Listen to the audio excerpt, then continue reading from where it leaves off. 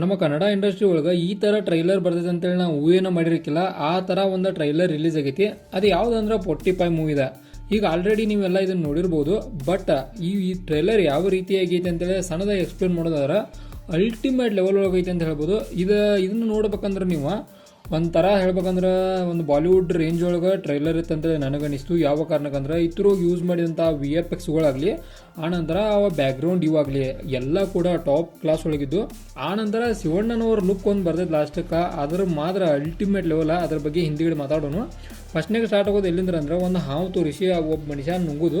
ಆನಂತರ ನಮ್ಮ ಉಪ್ಪಿಯವರ ಡೈಲಾಗಿಂದ ಒಂದು ಟ್ರೈಲರ್ ಸ್ಟಾರ್ಟ್ ಆಗೈತಿ.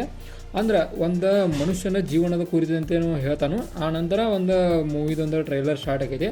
ಟ್ರೈಲರ್ ಸ್ಟಾರ್ಟ್ ಆದ ತಕ್ಷಣ ಒಂದು ಬೇರೆ ಲೋಕನ ಶೋ ಆಕೈತಿ ನಮಗೆ. ಅಂದ್ರೆ ನಮ್ದು ಏನು ಭೂಮಿ ಇತ್ತಲ್ಲ, ಭೂಮಿ ಮ್ಯಾಗಿನಂದ್ರೆ ಅಲ್ಲೇ ಆಮೇಲಿದೆ ಆ ಥರ ಒಂದು ಹೊಸ ಲೋಕವನ್ನು ಸೃಷ್ಟಿ ಮಾಡಿದಾರೋ. ಆ ಹೊಸ ಲೋಕದೊಳಗೆ ಯಾವ್ಯಾವ ರೀತಿ ಇರ್ತೈತಿ, ಒಂದಷ್ಟು ನಾವು ಬೇರೆ ರೀತಿ ಮಾಡಿಫೈ ಆದಂಥ ಗನ್ಗಳಾಗಲಿ ಮಷಿನ್ಗಳನ್ನಾಗಲಿ ಆಗಿ ನೋಡ್ತೇವೆ. ಅಂದ್ರೆ ಇದರ ಅರ್ಥ ಇದೊಂದು ಬೇರೆ ಲೋಕಕ್ಕೆ ಸಂಬಂಧಪಟ್ಟಂಥದ್ದು ಅಂತ ಹೇಳ್ಬೋದು.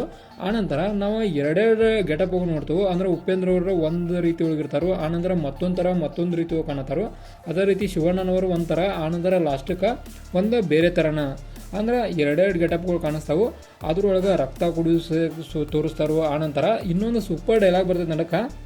ಅದೇನಂದ್ರೆ ಒಂದು ಟ್ರಕ್ಲೆ ಒಂದು ಗಾಡಿಯನ್ನು ಗುದ್ಕೊಂಡು ಹೋಗಿ ಉಪೇಂದ್ರ ಅವ್ರು ಹೇಳ್ತಾರೋ, ಡೌನ್ ಪಾರ್ಕಿಂಗ್ ಒಳಗೆ ಇದನ್ನು ಪಾರ್ಕ್ ಮಾಡಿದ್ರೆ ಇದೇ ಥರ ಆಕೈತಿ. ಅಂದ್ರೆ ಒಂದು ಸಮಾಜದ ಬಗ್ಗೆ ಒಂದು ಏನರ ಇದನ್ನ ತೋರಿಸುವಂಥ ಇದು ಕೂಡ ಇರ್ಬೋದು. ನೋಡೋಣ ಮೂವಿ ಒಳಗೆ ಯಾವ ರೀತಿಯಾಗಿರ್ತದೆ ಅಂತೇಳಿ.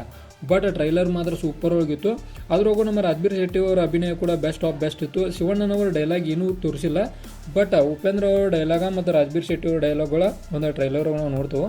ಆಬ್ವಿಯಸ್ಲಿ ಹೇಳ್ಬೇಕಂದ್ರೆ ಅಲ್ಟಿಮೇಟ್ ಲೆವೆಲ್ ಒಳಗೆ ಇಬ್ಬರು ಕೂಡ ತಮ್ಮ ಇದನ್ನು ಕೊಟ್ಟಾರ ಅಂತ ಹೇಳ್ಬೋದು. ಇಬ್ಬರು ಅಂದ್ರೆ 3 ಜನ ಕೊಟ್ಟಾರ ಅಂತ ಹೇಳ್ಬೋದು. ಟಾಪ್ ಕ್ಲಾಸ್ ಒಳಗೆ ಒಂದು ಟ್ರೈಲರ್ ರಿಲೀಸ್ ಆಗೈತಿ. ಅದ್ರೊಳಗೂ ಒಂದು ಕಡೆ ನಾವು ಸೀನ್ಗಳನ್ನು ನೋಡೋದಾದ್ರೆ ಎಲ್ಲ ಸೀನ್ಗಳು ಬೇರೆ ಲೋಕಕ್ಕೆ ರಿಲೇಟೆಡ್ ಅದಾವೆ. ಅಂದ್ರೆ ಆ ಜನಗಳಾಗಲಿ, ಆನಂತರ ನಮ್ಮ ಶಿವಣ್ಣನವ್ರ ಲುಕ್ ಆಗಲಿ, ಆನಂತರ YMD4 ಅಂತೇಳಿ ಒಂದು ಇದನ್ನ ತಂದಿಡ್ತಾರೋ. ಇದು ಮಾತ್ರ ಮೂವಿಗೇನು ಲಿಂಕ್ ಅಂದು ಕೊಡೋದೈತೆ ಪಕ್ಕ ಅಂತೇಳಿ ನನಗೆ ಅನ್ಸೈತಿ. ನೋಡೋಣ ಅದು ಏನಂತೇಳಿ ಮೂವಿ ಒಳಗೆ ಗುರ್ತಾಗೈತಿ. ಆನಂತರ ಒಂದಷ್ಟು ಕಡೆ ವಿಲನ್ಗಳಾಗಲಿ, ಆನಂತರ ಹೀರೋಗಳಾಗಲಿ ಎರಡೂ ಕೂಡ ಇರೋದನ್ನು ಸಿಚುವೇಶನನ್ನು ನಾವು ನೋಡ್ತೇವೆ. ಅದನ್ನು ಯಾವ ರೀತಿಯಾಗಿ ನಮ್ಮ ಅರ್ಜುನ್ ಜನ್ಯ ಅವರು ಇದನ್ನು ಮಾಡಿದ್ದಾರೆ ಅಂತ ನೋಡಬೇಕು. ಸ್ಟೋರಿ ಮತ್ತು ಮ್ಯೂಸಿಕ್ ಆನಂತರ ಡೈರೆಕ್ಟರ್ ಬಂದುಬಿಟ್ಟು ನಮ್ಮ ಅರ್ಜುನ್ ಜನ್ಯ ಅವರ ಒಂದು ಹೊಸ ರೀತಿಯಾದ ಇದನ್ನು ಶೋ ಮಾಡೋಕ್ಕೆ ಪ್ರಯತ್ನ ಪಟ್ಟರು. ಈ ಹೊಸದು ಏನು ಟ್ರೈ ಮಾಡಿದಾರಲ್ಲ, ಇದೊಂದು ಹೊಸದಾಗಿರಲಿ, ಚಲೋ ತಮಗಿರಲಿ ಅಂತ ನಮ್ಮದು ಕೂಡ ಒಂದು ಆಶಯ. ಬಾಲಿವುಡ್ ರೇಂಜ್ ಒಳಗೆ ಮಾತ್ರ ಟ್ರೈಲರ್ ಇತ್ತು ಅಂತೇಳಿ ನನಗನ್ನಿಸ್ತು. ನೀವು ಈಗ ಆಲ್ರೆಡಿ ಯಾರು ಟ್ರೈಲರ್ ನೋಡಿದ್ರೆ ನಿಮ್ಮ ಅನಿಸಿಕೆ ಏನಂತ ಕೆಳಗಡೆ ಕಮೆಂಟ್ ಬಾಕ್ಸು ಕಮೆಂಟ್ ಮಾಡಿರಿ. ಆನಂತರ ಮುಂದುವರಿದಾದ್ರೆ ನಮ್ಮ ರಾಜ್ಬೀರ್ ಶೆಟ್ಟಿ ಅವರ ಅಭಿನಯ ಕೂಡ ಒಂದು ಟಾಪ್ ಕ್ಲಾಸ್ ಒಳಗಿತ್ತಂತ ಅನಿಸ್ತು.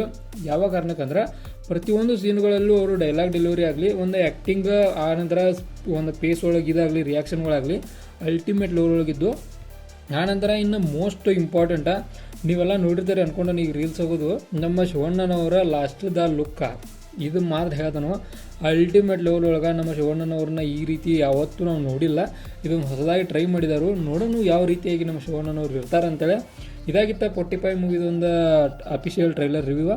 ಇದೇ ಥರ ನಿಮ್ಗೆ ಇನ್ಫಾರ್ಮೇಟಿವ್ ವಿಡಿಯೋಗಳು ಬೇಕಾದ್ರೆ ಚಾನಲ್ ಸಬ್ಸ್ಕ್ರೈಬ್ ಮಾಡ್ಕೊರಿ. ವಿಡಿಯೋ ಇನ್ಫಾರ್ಮೇಟಿವ್ ಲೈಕ್ ಕೊಟ್ಟು ನಮಗೆ ಸಪೋರ್ಟ್ ಮಾಡೋದನ್ನು ಮರಿಬೇಡ್ರಿ.